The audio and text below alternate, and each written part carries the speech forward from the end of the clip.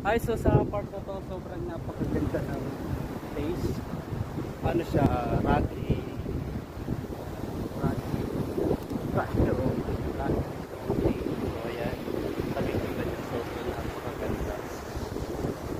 Yung mountain lang hindi maganda kasi sobrang nangitim. So, ayan. So, Binurong Point, Baras, ayan, Catanduanes. Nasa eastern part ng Pilipinas. Ay, so ito yung nakikita nyo dyan, Pacific Ocean na po yan. So kaya medyo malalaki ang alon na naririnig nyo na humahampas sa kabatuhan kasi sobrang lalaki ng mga sobrang lalaki ng mga alon na humahampas dito sa kabatuhan. So ito, dahil sa sobrang siguro nasulit na namin yung lugar, so pwede na kaming umuwi kasi babalik pa kami ng Karamura at babiyahe pa kami ng malayo, siguro mga 2 hours pa dito. Hindi pa kami nakakadaan ng Pirak.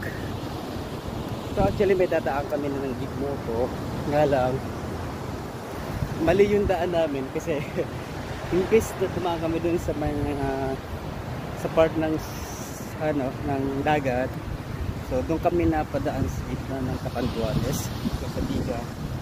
So yung barkada ko siguro nag-aantay na doon. Hindi na kami makakarating doon. Ayan, so sobrang na kasi aabutin na kami ng gabi pag-uwi.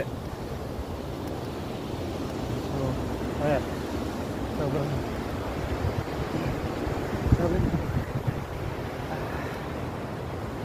ito yung sinasabi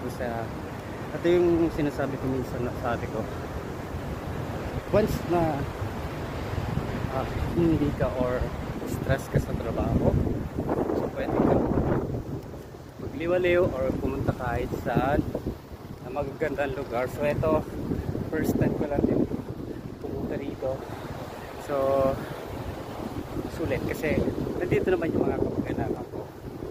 Ayan, so ayun, sobrang makikita nyo dyan sa background, sobrang napakaganda, napakalakas ng hangin, sobrang napakalakas ng hangin.